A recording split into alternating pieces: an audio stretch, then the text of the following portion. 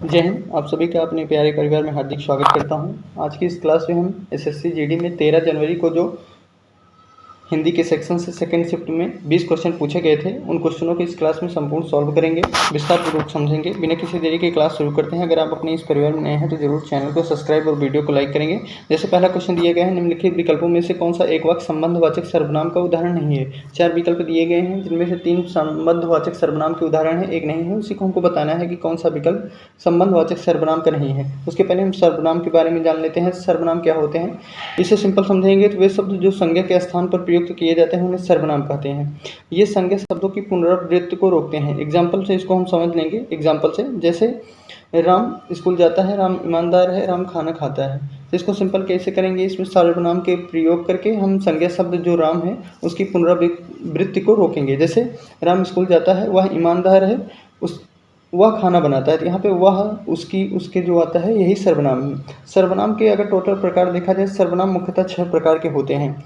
ठीक है, सर्वनाम मुख्यतः 6 प्रकार के होते हैं। और अगर सर्वनाम शब्दों की संख्या देखी जाए तो इनके शब्दों की संख्या 11 है, जिसमें मैं तू, यह वह, जो सो, कौन क्या, कोई कुछ आता है। इसी में संबंधवाचक पूछा गया है। संबंधवाचक सर्वनाम का जो चिन्ह होता है, जिससे पहचानते हैं हम, वह जो और सो होता है। जो और सो यह क्या है, ये संबंधवाचक है। तो इसी से हम यहाँ पे रिलेट करके देखेंगे ऑप्शनों में कौन सा नहीं है। तो यहाँ पे जो व्यक्ति आपत्ति में विचलित नहीं होता वह अवश्य अपनी मंजिल पाता है। जो व्यक्ति आपत्ति में विचलित नहीं होता वह अवश्य अपनी मंजिल पाता है। तो यहाँ पे क्या हो जाएगा, यहाँ पे देखिए जो भी है और सो का मतलब वह भी होता है। तो यहाँ पे संबंधवाचक सर्वनाम का प्रयोग किया गया है। अगले देखेंगे, यह अच्छा विचार है, यह अच्छा विचार है। तो यहाँ पे संबंधवाचक सर्वनाम का प्रयोग नहीं किया गया है। यहाँ पे निश्चयवाचक सर्वनाम का प्रयोग किया गया है। यह वह निश्चयवाचक सर्वनाम को प्रदर्शित करते हैं। तो यहाँ पे निश्चयवाचक सर्वनाम का प्रयोग किया, यह अच्छा विचार है, इसको निश्चित कर रहा है। तीसरा विकल्प देखेंगे, तो इसका राइट आंसर क्या हो गया, ऑप्शन नंबर 2, यह संबंधवाचक सर्वनाम का उदाहरण नहीं है। इसमें देखेंगे, जो दूसरों के लिए गड्ढा खोदता है वह स्वयं गिरता है। तो यहाँ पे भी जो सो का प्रयोग हुआ है, जिससे चोट लगती है वही पीटा जाता है। तो यहाँ पे भी संबंधवाचक सर्वनाम का ये तीनों उदाहरण है। कौन कौन से, पहला, तीसरा और चौथा संबंधवाचक सर्वनाम के उदाहरण है, दूसरा नहीं है उदाहरण। तो हमसे पूछा गया था कौन सा संबंधवाचक सर्वनाम का उदाहरण नहीं है, तो इसका राइट आंसर क्या हो गया, ऑप्शन नंबर 2 हो गया। उम्मीद करता हूँ ये क्वेश्चन अच्छी तरीके से आप विस्तार पूर्वक समझे होंगे। अगला क्वेश्चन देखेंगे, यह घटना अद्भुत है। उक्त वाक्य में प्रयुक्त अद्भुत के स्थान पर उसके समानार्थी शब्द का प्रयोग निम्न में से किस वाक्य में नहीं किया गया है। तो यहाँ पे बताना है अद्भुत का पर्यायवाची कह सकते हैं हम, या समानार्थी शब्द जो है किस वाक्य में उसका प्रयोग नहीं किया गया है। तो अद्भुत का क्या होता है, आश्चर्यजनक होता है, विलक्षण होता है, भयानक होता है या अपूर्व होता है। तो इसमें अद्भुत का क्या होता है, अद्भुत का आश्चर्यजनक भी होता है, विलक्षण भी होता है, अपूर्व भी होता है, परंतु भयानक नहीं होता है अद्भुत का समानार्थी। तो इसका राइट आंसर क्या हो गया, ऑप्शन नंबर 2 इसका राइट आंसर हो गया। अगला क्वेश्चन देख लेंगे, दिया गया है। अगला क्वेश्चन नंबर 3 दिया गया है, निम्नलिखित वाक्य में से अशुद्ध पहचाने, आपकी घड़ी में कै बजे हैं। तो ये अशुद्ध है, यहाँ पे क्या अशुद्ध है इसमें बताना है, बजे, घड़ी, कै या आपकी। तो यहाँ पे कै में अशुद्धि है, इसका राइट आंसर क्या हो जाएगा, ऑप्शन नंबर 3, इसमें कै में अशुद्धि है। कै नहीं होगा, यहाँ पे होगा आपकी घड़ी में कितने बजे हैं।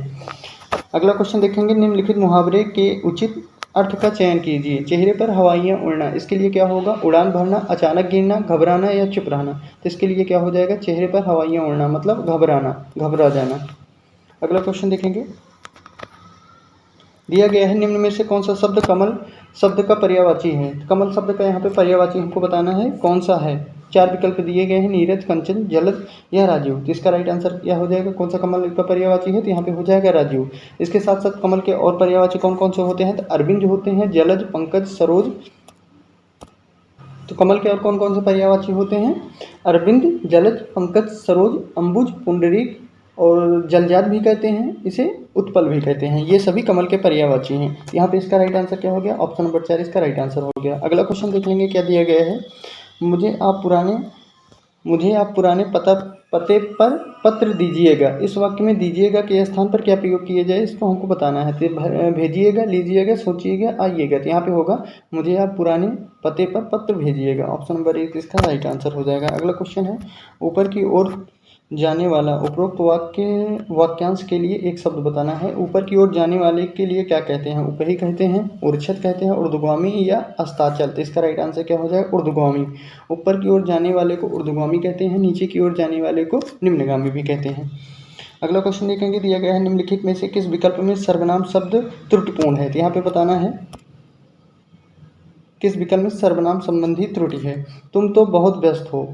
उसके बाद उसने अपने मालिक को काम से निकाल दिया। तीसरा दिया गया है हमारे से अब यह सब नहीं होता। चौथा दिया गया है आप लोग बहुत बड़े आदमी हैं। तो यहाँ पे किस भाग में इसमें सर्वनाम संबंधी त्रुटि है? तो इसमें ऑप्शन नंबर 3 में हमारे से अब यह सब नहीं होता है। यहाँ पे हमारे से नहीं होगा, यहाँ पे होगा हमसे अब यह सब काम नहीं होता है, हमसे अब यह सब नहीं होता है। तो यहाँ पे किस भाग में त्रुटि है? ऑप्शन नंबर 3 इसका राइट आंसर हो जाएगा। अगला क्वेश्चन देखेंगे, दिया गया है जिसमें शक्ति न हो वाक्यांश के लिए इनमें से उपयुक्त शब्द कौन सा होगा? अशक्त, सशक्त, अशक्य या अशोक। तो जिसमें शक्ति न हो उसे क्या कहते हैं? उसे अशक्त कहते हैं। जिसमें शक्ति हो उसे शक्त कहते हैं। अगला देखेंगे, जो स्त्री प्रिय बोलती है उसे क्या कहते हैं? जो स्त्री प्रिय बोलती है वाक्यांश के लिए एक शब्द बताना है, तो उसे क्या कहते हैं? कर्णप्रिय, प्रेयसी, प्रियमवदा या कोमलांगी। इसे क्या कहते हैं? जो स्त्री प्रिय बोलती है उसे प्रियमवदा कहते हैं। ऑप्शन नंबर 3 इसका राइट आंसर हो जाएगा। अगला क्वेश्चन, राई का डैश बनाना, ये मुहावरा हमको पूर्ण करना है। यहाँ पे बताना होगा क्या होगा डैश के स्थान पर। राई का क्या बनाना? घर,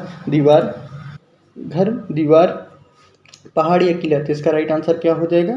राई का पहाड़ बनाना। ऑप्शन नंबर 3 इसका राइट आंसर हो जाएगा। वीडियो को बार बार पॉज करने का सिर्फ यही सिद्धांत है कि बाहर की आवाज़ें जो होती हैं इसी के कारण बार बार वीडियो को रोकना पड़ जाता है, तो इसके लिए आप डोंट माइंड होंगे। अगला क्वेश्चन देखेंगे, निम्नलिखित में से शुद्ध वाक्य कौन सा है? राघव अपने मामे के साथ घूमने गया। तो मामे नहीं होगा, यहाँ पे मामा होगा। रमेश आगरे गया था, आगरे नहीं आगरा होगा। सीता पटने से आई है, तो यहाँ पे क्या हो जाएगा? सीता पटने से नहीं होगा, सीता पटना से आई होगा। अल्पेश सवेरे जल्दी उठता है। तो इसका राइट आंसर क्या हो गया? ऑप्शन नंबर 4 यह शुद्ध है और 3 अशुद्ध है। अगला क्वेश्चन देखेंगे, नीचे दिए गए वाक्य के अशुद्ध भाग का चयन कीजिए। यहाँ पे बताना है एक वाक्य दिया गया है, इनमें कौन सा भाग अशुद्ध है? अध्यापक ने आपकी अभ्यास पुस्तिका का अवलोकन करके देख लिया है। अध्यापक ने आपकी अभ्यास पुस्तिका का लिया है अवलोकन करके देख। तो यहाँ पे क्या होगा? अध्यापक ने आपकी अभ्यास पुस्तिका का अवलोकन करके देख लिया है। देखिए, अगर यहाँ पे अगर अवलोकन का प्रयोग हो गया है तो यहाँ पे करके देख लिया नहीं होगा, यहाँ पे सिर्फ होगा अध्यापक ने आपकी अभ्यास पुस्तिका का अवलोकन कर लिया है। तो इसका राइट आंसर क्या हो गया? ऑप्शन नंबर 4 हो गया। अगला क्वेश्चन देखेंगे, राहुल का बेटा नित उन्नत की ओर अग्रसर है। उपरोक्त वाक्य में रेखांकित शब्द का उपयुक्त विलोम शब्द निम्न में से क्या होगा? तो यहाँ पे उन्नत पे रेखांकित किया गया है, इसका विलोम क्या होगा? तो उन्नत का विलोम क्या होता है? अवनति होता है। इसका राइट आंसर क्या हो गया? ऑप्शन नंबर 1 हो गया। अगला क्वेश्चन देखेंगे, निम्न में से कौन सा शब्द बिजली शब्द का पर्यायवाची शब्द नहीं है? तो बिजली शब्द का इसमें से पर्यायवाची कौन सा नहीं है बताना होगा। तो बिजली का चंचला भी होता है, दामिनी भी होता है, तड़ित भी होता है, चपला भी होता है, टटनी नहीं होता है। जिसका राइट आंसर यहाँ पे क्या हो जाएगा? ऑप्शन नंबर 2 इसका राइट आंसर हो जाएगा। टटनी जो है या बिजली का पर्यायवाची नहीं होता है। अगला क्वेश्चन अब देखेंगे, हमारा गद्यांश जो है आज की इस क्लास में सभी क्वेश्चन जो थे वो काफ़ी कलर में लिया है ताकि थोड़ा पढ़ने में हमारा इंटरेस्ट और हो। तो देखेंगे गद्यांश में दिया गया है, पृथ्वी के ऊपर वायुमंडल के स्ट्रेटोस्फेयर में ओजोन गैस की एक मोटी परत है। यह धरती के जीवन का रक्षा कवच है, जिसे डैश से आने वाली हानिकारक, किससे आने वाली डैश से बताना होगा यहाँ पे? चंद्रमा, तारामंडल, सूर्य या शनि ग्रह। तो यहाँ पे देखिए, यहाँ पे ओजोन की बात हो रही है तो यहाँ पे हो जाएगा सूर्य से आने वाली हो जाएगा। तो यहाँ पे ऑप्शन नंबर 3 इसका राइट आंसर हो जाएगा। देखेंगे, कवच है जिससे सूर्य से आने वाली हानिकारक डैश को रोक लेती है। किसको रोक लेती है? देखेंगे यहाँ पे हवाएं, रोशनी, तरंगे या किरणें। तो इसका राइट आंसर क्या हो जाएगा? ऑप्शन नंबर 4 इसका राइट आंसर हो जाएगा। सूर्य से आने वाली किरणें रोक लेता है। अगला क्वेश्चन देख लेंगे, दिया गया है क्या?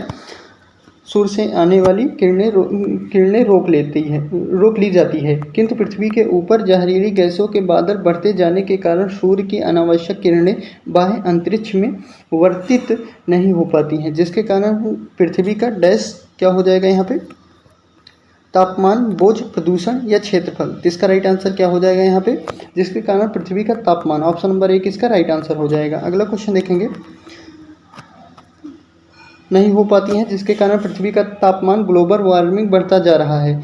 इससे छोटे बड़े सभी द्वीप समूह एवं महाद्वीपों के डैश के क्षेत्र डूब जाने का खतरा बढ़ गया है। किसके डूब जाने का खतरा बढ़ गया है? तो 19 में पहाड़ी, तटीय, मैदानी या रेगिस्तानी। तो इसका राइट आंसर क्या हो जाएगा? तटीय हो जाएगा। ऑप्शन नंबर 2 इसका राइट आंसर हो जाएगा।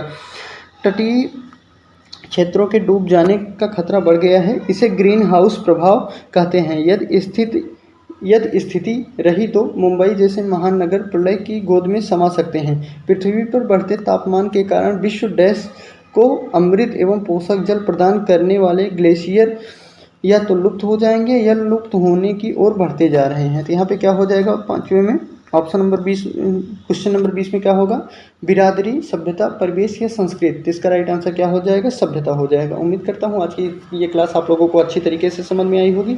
तो ज़रूर जो भी चैनल पे नए होंगे करेंगे, आपको लगता है कि आपने इस क्लास से कुछ भी सीखा है तो ज़रूर सभी कमेंट में बताएंगे। मिलते हैं अगली क्लास में, तब तक के लिए जय हिंद, जय भारत।